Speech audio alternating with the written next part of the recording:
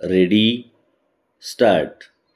लघुउद्योग म्हणजे लहान प्रमाणावर उत्पादन करणारे उद्योगधंदे होय। भारतात 10 लाख रुपयांपेक्षा कमी भांडवल गुंतवणूक असणारे उद्योग हे लघुउद्योग होत। यंत्रसामग्रीचे सुटे भाग उत्पादन करण्याच्या व्यवसायात 15 लाख रुपयांपर्यंत भांडवल गुंतवणूक ही लघुउद्योगाची कमाल मर्यादा होय।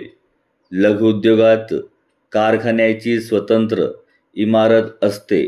स्वयंरोजगार मिळवून देणे, प्रादेशिक विषमता कमी करणे यासाठी लघुउद्योगांचा पुरस्कार केला जातो। ते श्रमप्रधान असले तरी यंत्राचा वापर केला जातो। मजुरांच्या सहाय्याने उत्पादन होते, त्यांना तांत्रिक शिक्षणाची जरुरी असते। विविध ठिकाणाहून कच्चा माल आणून उत्पादन केले जाते। सामान्यतः शहरी भागातील औद्योगिक वसाहतीत उद्योग अधिक असतात। चिनी मातीची भांडी, कागद, यांत्रिक हत्यारे, छपाई, बांधणी इत्यादी व्यवसाय लघुउद्योगाद्वारे केले जातात। लघुउद्योगातील वस्तूंची निर्यातही केली जाते।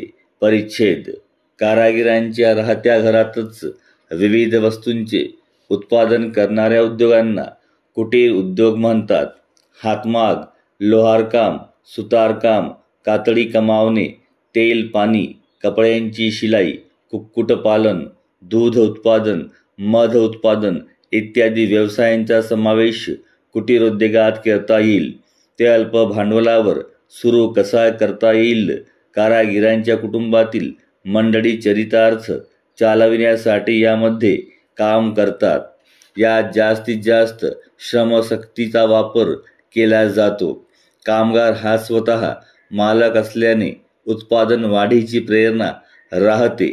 सामान्यतः स्थानिक कच्च्या मालाचा वापर करून वस्तू तयार केल्या जातात। त्यांची बाजारपेठही मर्यादित असते।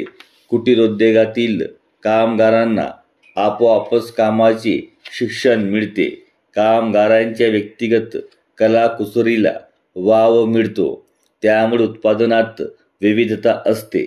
बेरोजगारी कमी करण्यासाठी कुटीर उद्योग उपयुक्त ठरतात। परिच्छेद: उद्योग संस्था स्थिर भांडवलाची उभारणी करण्यासाठी ठराविक मुदतीच्या कर्जरोख्याची विक्री करते। देशातील नागरिक आणि गुंतवणूक करणाऱ्या संस्था या रोख्यांची खरेदी करतात। कंपनीला फायदा हो अथवा तोटा हो, रोखेधारकाला ठराविक दराने व्याज मिळते। मुदत संपल्यानंतर रोख्याची रक्कम व्याजासह परत मिळते। रोखेधारकास कंपनीच्या व्यवस्थापनात सहभागी होता येत नाही। ते कंपनीच्या नफ्या तोट्याला जबाबदार नसतात। कर्ज रोखे भिन्न मुदतीचे असतात। परिच्छेद: हातमाग व्यवसायावर ग्रामीण अर्थव्यवस्था उभी आहे। आजच्या यांत्रिक युगात देखील सर्व प्रतिकूल परिस्थितीवर मात करून हातमाग व्यवसाय आपले स्थान टिकवून आहे। भारतातील प्रत्येक नागरिकाने हातमाग कापडाचा वापर करून व्यवसायाचे अस्तित्व टिकविले पाहिजे।